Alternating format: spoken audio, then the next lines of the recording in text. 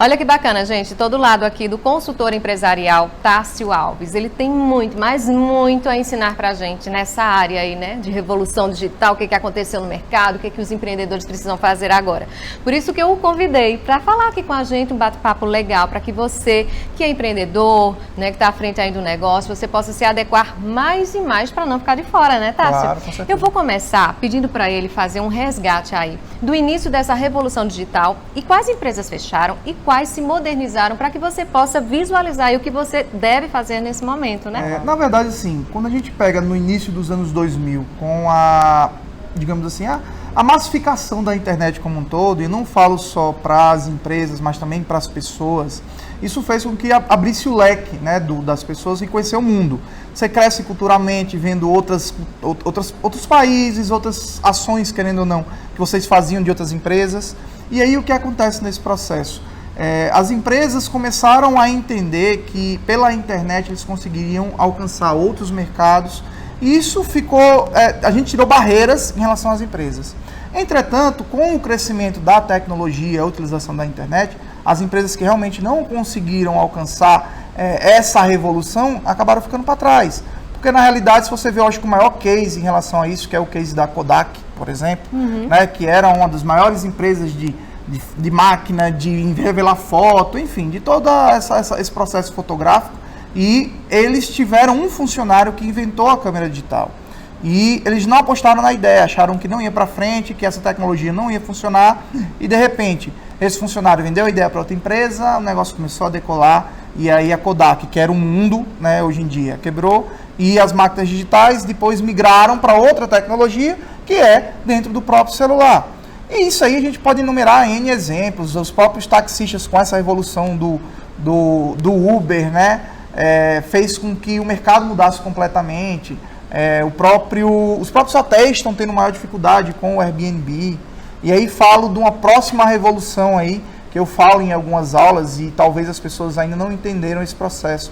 Não sei se você já viu um videozinho de um robô com inteligência artificial para cozinhar. E aí as pessoas, mas o que é que isso vai impactar? Imagina só, como é que ele funciona? Você coloca um vídeo de, digamos assim, um grande chefe mundial cozinhando. E aí ele vai ler todas as formas que o cara faz, a pitada da matéria-prima, e ele vai reproduzir o prato completamente igual. Aí me diga, se você tiver um desse na sua casa com a tecnologia mais barata, para que você vai pagar para ir no restaurante? Se você pode pegar, por exemplo, qualquer vídeo de qualquer chefe, de qualquer restaurante do mundo e fazer igual na sua casa.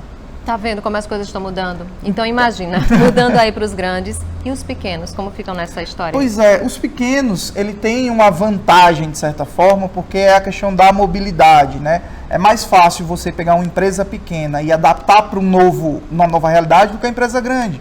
Só que o empresário precisa estar antenado, principalmente com, exatamente como eu falei, com o mercado. O que está acontecendo no mercado? O que está acontecendo nas pequenas empresas? Hoje em dia, o espaço físico já não é mais tão importante, porque hoje em dia a gente está no coworking, a gente tem outros processos de venda só por internet. Quantos restaurantes não abriram depois do iFood? Quantas pessoas começaram a trabalhar ou criaram sua rota de carros através do Uber sem ter um escritório? Então as pessoas estão se adaptando, as empresas estão se adaptando a esse mercado. O pequeno empreendedor hoje, por exemplo, que ele tem talvez uma lojinha no centro, enfim, hoje em dia ele precisa estar na internet, ele precisa vender não só mais para João Pessoa, mas para o país como um todo. Ele precisa aprender sobre logística para saber qual é a forma de enviar melhor, a mais barata, a mais segura, e ele deixa de ter um mercado local, um mercado na cidade, no bairro antigamente, para ter um mercado global. Aí ele precisa se qualificar, ter um bom produto, entender de regras de internacionalização caso ele queira exportar. Então a gente deixa de ser local, deixa de ser, digamos assim, atender aquele público específico, nicho específico, para atender o mundo. Então o que é que precisa fazer? Precisa se capacitar, precisa entender de mercado. E o principal, que eu brigo muito com meus clientes, pelo amor de Deus, se você é especialista em uma coisa, continue sendo o melhor naquilo que você faz. Porque não dá para saber tudo, né? O que você não sabe fazer, terceirize. Então às vezes o cara quer fazer, ele é um bom produtor de alguma coisa, mas ele quer ser o diretor financeiro, ele quer ser o marketing, ele quer ser o RH, E ele ainda quer dirigir as redes sociais. Pois é, quer fazer Não tudo. dá, não. Não dá. Então, essas parcerias hoje, com o processo, a mudança da lei trabalhista, processo de terceirização. Dá para terceirizar. As consultorias hoje vêm com muita força. As pessoas estão começando a entender que elas não são boas em tudo. Sim. Então, no que você é bom, foca no teu negócio, naquilo que você é excelente. E o restante terceiriza. Terceiriza. Com relação às redes sociais, claro, dá para você que é dono de uma grande empresa, uma pequena empresa também, você quer terceirizar, mas o da pequena empresa, de repente, ainda não tem o recurso. O que é que ele deve fazer? Vai em busca de conhecimento. Por quê? As redes sociais e mídias sociais estão realmente mudando o mercado. Sim. Isso tanto na forma de vender um produto, quanto na forma de vender uma marca. Sim, completamente. Porque quando a gente fala, por exemplo, em rede social, a gente tem um Instagram e o Facebook como, digamos, as duas bases boas para você divulgar a tua empresa, tá? Muita gente ainda vê o crescimento do Facebook, do Instagram, desculpa, como a menina dos olhos. Só que já estão deixando um pouquinho de lado o Facebook, mas o Facebook ainda é uma ferramenta para a empresa fundamental. Porque, na verdade, quando o Facebook comprou o Instagram, ele estrategicamente pensou o quê? O Instagram ele vai ajudar a divulgar, a fazer, digamos assim, chegar no produto final, mas o Facebook é que ele tem hoje a plataforma de venda mais organizada, de métrica mais organizada. Então hoje você, pelo Facebook, você pode gerenciar seu Instagram. Então primeiro, tá atento a esse tipo de situação também. Segundo, às vezes a pessoa pensa, Tássio, mas deve ser muito caro terceirizar ou contratar uma agência. Como você falou, para aprender, faça um curso de fotografia, já que você não está pagando uma agência, né? Compre uma máquina legal para tirar foto bacana, porque às vezes você quer fazer, mas faz um negócio mal feito, não vai dar resultado. Compra uma máquina bacana, faz um curso, organiza bem as tuas informações e se capacita. Hoje em dia o Sebrae tem curso sobre isso, procura saber na internet. Hoje em dia na internet tem tudo. Tem informações, tem cursos online. Então, a partir do momento que você tem a informação, você vai poder aplicar. Tem que ir em busca, né? Pois é. Te perguntar uma outra coisa. No centro de Campina Grande, está lá o comércio, uns reclamam que não estão vendendo, outros estão se saindo bem, o consumidor diz que não tem estacionamento.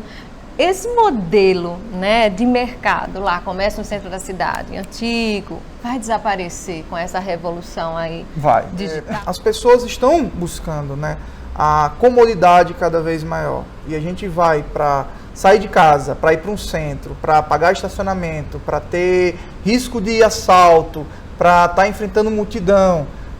As pessoas estão cada vez mais tendenciosas à comodidade de casa. Então hoje você tem um Uber que te pega na porta de casa, você tem um iFood que te deixa comida na porta de casa. Para você sair de casa tem que ser uma coisa com uma experiência muito boa. E aí o que é que eu falo com relação a isso? Todas as empresas vão acabar? Não. As empresas que consigam manter esse tipo de experiência para os clientes, elas conseguem se manter. E é uma experiência não simplesmente de vender um produto ou de fazer um serviço. É uma experiência para que a pessoa realmente tenha vontade de sair de casa, que ela vá para um local para se sentir bem, seja para conversar com um amigo, seja para entender que aquele momento ali para ele é importante, né? Então, dentre diversos exemplos que a gente pode citar, eu vou citar dois bem rapidinho. O primeiro, recentemente, agora no ano passado, eu fui ao Rock in Rio e passei numa loja de roupa, né? Vou falar até o nome, a reserva, porque realmente é uma empresa que eu admiro muito. E eles têm um modelo de negócio muito voltado para a experiência do cliente. E a experiência do cliente no sentido, quando eu cheguei lá, na verdade, eu tinha ido pegar uma troca de uma coisa que eu tinha comprado aqui em João Pessoa, e aí online teve um problema com o tamanho, e eles me convidaram para ir na loja para trocar, já que eu iria ao Rio de Janeiro. Quando eu cheguei lá, o vendedor já me recebeu, já me deu uma cerveja, já brindou comigo, já me deu as peças que eu tinha e disse que naquele momento todas as peças que eu queria comprar dentro da loja eu tinha 20% de desconto só porque eu fui na loja. Então, naquele momento, ele quebrou todas as minhas barreiras em relação a qualquer tipo de compra que eu pudesse fazer, porque na realidade ele estava conversando ali como se fosse comigo. Te surpreendeu, te encantou. E descobrindo e discutindo coisas sobre a minha viagem, o que eu estava achando do Rio, me dando dicas. Ou seja, deixou de ser simplesmente uma compra. Eu estava ali conversando com um amigo, tomando uma cerveja e também escolhendo roupa. Então esse tipo de experiência funciona. E outra experiência que eu gosto de falar também, que antigamente a gente tinha uma experiência muito boa quando a gente ia numa locadora de vídeo. A gente não ia só alugar o vídeo, a gente ia discutir sobre cinema, a gente ia conversar com o atendente, a gente ia conversar com outras pessoas, criticar quando tinha que criticar, elogiar quando tinha que elogiar. E isso se perdeu com o tempo, porque as locadoras fecharam.